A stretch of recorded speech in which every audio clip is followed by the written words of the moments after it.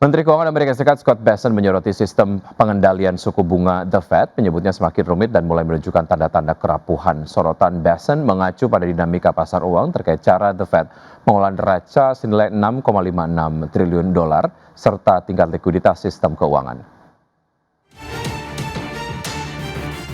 Menteri Keuangan Amerika Serikat Scott Bessent menyoroti sistem pengendalian suku bunga The Fed, menyebutnya semakin rumit dan mulai menunjukkan tanda-tanda kerapuhan. Dalam pernyataan terbaru, Bessent mengatakan The Fed harus menyederhanakan kerangka kebijakannya.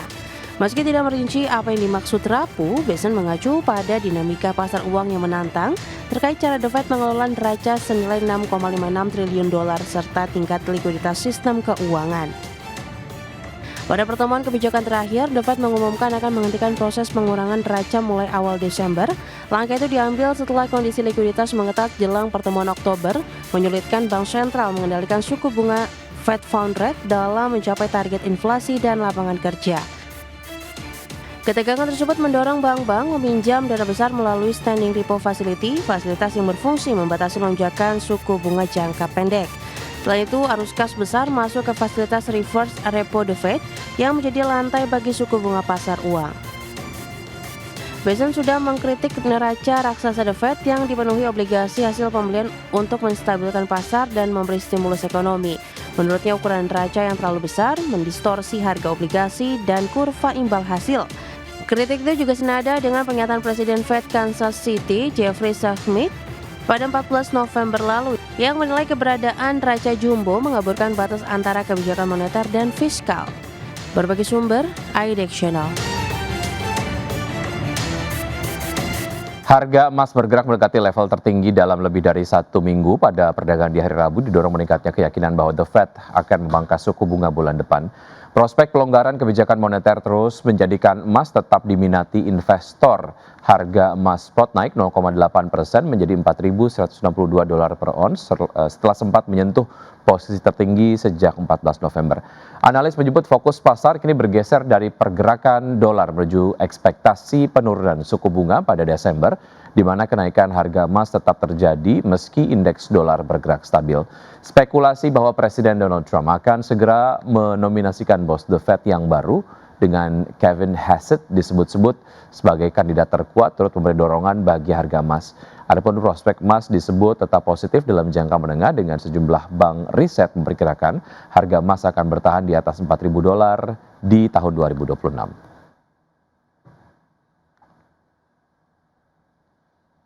Ya, selanjutnya dari bursa global, bursa Wall Street menguat pada perdagangan di hari Rabu ditopang kebangkitan saham teknologi dan meningkatnya peluang pemangkasan suku bunga Federal Reserve pada Desember. Sentimen positif tersebut mendorong investor kembali melakukan aksi beli sehari sebelum libur Thanksgiving. Ya, pada penutupan perdagangan di hari Rabu, indeks Dow Jones Industrial Average ditutup naik 0,82% menjadi 47.501. Indeks S&P 500 menguat 0,79% ke level 6.819 dan indeks Nasdaq Composite naik 0,86% ke level 23.224.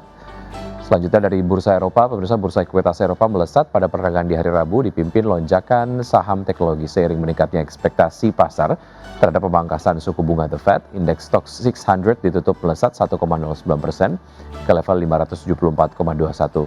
DAX Jerman menguat 1,11% ke level 23.726 dan CAC 40 Prancis naik 0,88% ke posisi 8.096.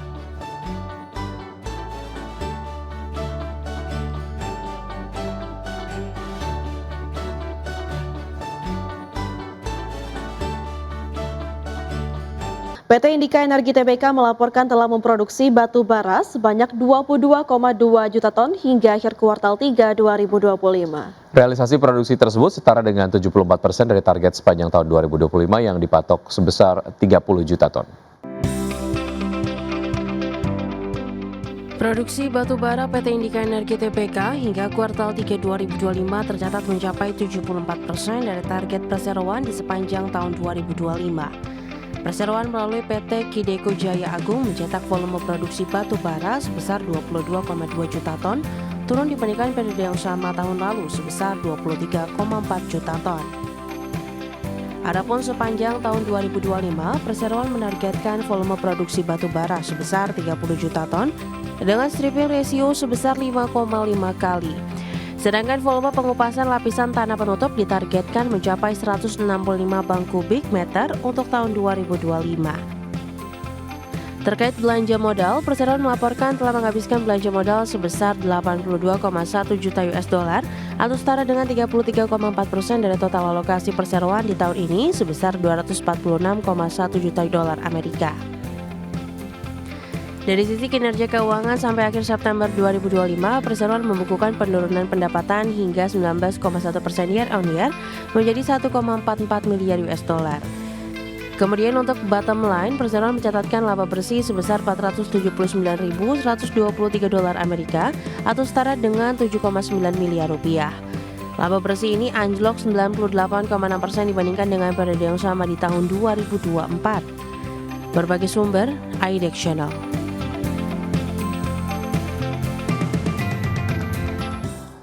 Kinerja PT El Nusa Tbk atau dengan kode saham ELSA dinilai masih bisa tumbuh positif di tengah volatilitas harga minyak dunia. Ya, Perseroan dinilai mampu menjaga fundamental bisnis melalui efisiensi dan diversifikasi. ELSA mencatatkan kenaikan pendapatan 8,6% year on year menjadi 10,48 triliun rupiah hingga kuartal 3 2025. Namun meski pendapatan tumbuh, beban pokok pendapatan dan beban administrasi ikut meningkat sehingga menekan laba bersih menjadi 526,56 miliar rupiah atau turun 4,48%. Manajemen El Nusa menegaskan tetap mengutamakan efisiensi serta penguatan fundamental bisnis di tengah dinamika industri migas. Analis menilai prospek El Nusa masih terbuka, khususnya dari segmentasi distribusi dan logistik energi yang menyumbang lebih dari setengah total pendapatan. Meski sektor hulu migas tertekan volatilitas harga minyak, kekuatan permintaan domestik dinilai masih menopang kinerja. Pertumbuhan diperkirakan akan lebih baik apabila belanja modal migas nasional termasuk Pertamina kembali agresif pada 2026. El Nusa juga mulai fokus diversifikasi dengan merambah proyek CCUS, fasilitas panas bumi hingga ekosistem kendaraan listrik. Upaya ini dinilai sejalan dengan transisi energi dan berpeluang menjadi sumber pendapatan jangka panjang.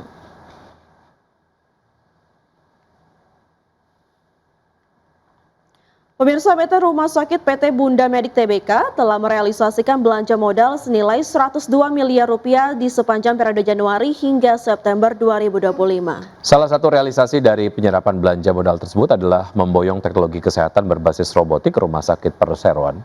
Adapun Perseroan memang tengah berupaya untuk memaksimalkan teknologi dalam praktik kesehatan di rumah sakit. Terkait belanja modal, manajemen mengungkapkan telah mengalokasikan 200 miliar rupiah untuk membiayai kegiatan operasional sepanjang tahun ini. Namun manajemen memprediksi di sepanjang tahun 2025 realisasi belanja modal hanya akan berada di kisaran 150 miliar rupiah. Sementara itu dari sisi kinerja keuangan hingga September 2025 Perseroan membukukan pendapatan senilai 1,15 triliun rupiah, laba bersih senilai 12,24 miliar rupiah.